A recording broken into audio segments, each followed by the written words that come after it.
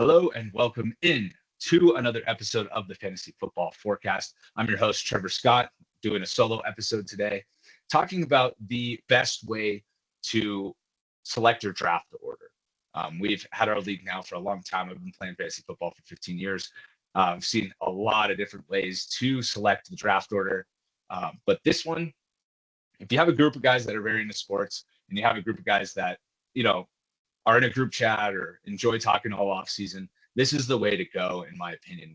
We've gone through a lot of different versions, and I really think that this is the best way to pick your draft order if you have, um, a lot of momentum through the off season. You guys are talking, and the commissioner can help keep up with this. I am the commissioner of our league, so I feel very passionately about this. I am very into the overall draft order selection and helping keep the group chat engaged over the off season. I think is worth it. Even though it takes a little bit of creativity and it takes a little bit of effort to set up, but it's worth it. So without further ado, I'll pull up the Google sheet. This is how we track how many points everybody has that are going towards the draft order position. So currently we're not done with this, right? We're going to be continuing this on up until August, but what we do is we select, starting with March Madness, which is right after the Super Bowl.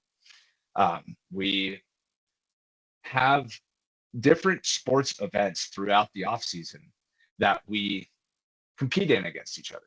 And based on how you finish determines how many points you get. So you see here, we all did a March Madness bracket, and Craig finished first, had the most points out of the bracket, and so he gets 10 points. We run a 10-team league, so he gets 10 points. If you're in a 12-team league, right, the winner would get 12 points, and so on and so forth, right? So like if you have ties, right, we had two guys in our league here tie with the second most points in this event, so they split the 9 and the 8 points, right? So each of them gets 8.5 points, and then these points, as you go through each of the event, get added to the total here. So we're however many events in, right? And we kick it off with March Madness. We do the major golf tournaments. We do the major tennis tournaments. We do all three of the Triple Crown horse races. So you can see along the bottom here, right? We have the horse races. We do the Indy 500. That one's very entertaining. You get to watch all the way through the poll. We pick the drivers before the poll, and you get to watch them all the way through the actual race. We do surfing. So we have the Tahiti Championship Tour in here, and then we have the U.S. Open of surfing, which is a challenger series, right? So we have all kinds of, and we do the Tour de France. So we have like a bike race. So within your own group, right? If you have guys that enjoy certain sports, like for us, right? We have a guy, Tyler, who is very into cycling, right? So that's what brings us to the Tour de France, right? And we have a bunch of golfers in the group, and so that's what leads us to the major championships for golf. I'm a baseball player myself, so I have to get the home run derby in there, right? So these events that happen throughout the year that you might not otherwise watch, this is a very good way to like get yourself invested in, or get yourself and your league mates invested in some of these things, and keep it fun and lighthearted on the way through, right? And as you can see, we're about halfway through our draft order selection, right? And we have kind of two guys up at the top with 63 and 62 kind of competing for that first pick. But then, between even if you want to go up to third to ninth, right, is only 5 points difference. Fourth to 10th is only 5 points difference. So that's really, you can make major moves kind of in one event if you win. So, right, and going into the Masters. So let's look at one of the events that isn't like a bracket, right? So the way we do it is we have reverse standings, right? So this was the last place person last year, and this was the league champion last year, and we select in that order all the way through each one of these events.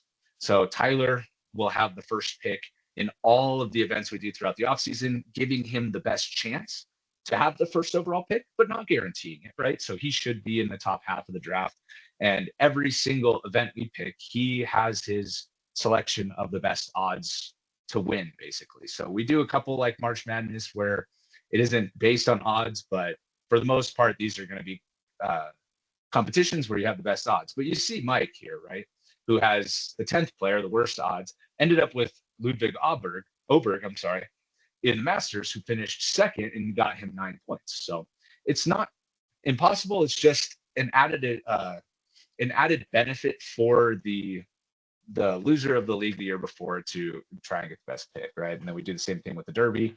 Fierceness had the highest odds, but ended up finishing 15th, only got him 3 points. So, the best odds don't necessarily get you the final fit or the best finish. And so we had Tahiti. If you're not a surfing fan, this is very entertaining to watch. The waves coming through. All of it's free on the World Surf League app, WSL app online. So if you want to watch any surfing, but you can see kind of how it played out here. Very, very entertaining. Very entertaining option, right? We have a guy, Craig, who's very into watching surfing, and it's great. So I highly encourage opening up the group chat, talking about something like this. And even if you want to show this video to your league mates, I think it can help kind of give ideas, keep the group chat going over the off season. It does, you do end up picking kind of right up to some of them. It's like, it's a little bit tough to get everybody picking all at the same time, but you guys, everybody will get through it, and you have customizable years, right? Like the Olympics obviously doesn't come every year. So having the Olympics, and we decided to make it as random as possible. So we're gonna have the Olympics be broken down by the number of bronze medals that the countries win. So try and add a little bit of variability into the events. That helps keep it interesting, keep everybody in it. So overall, I think it's very entertaining.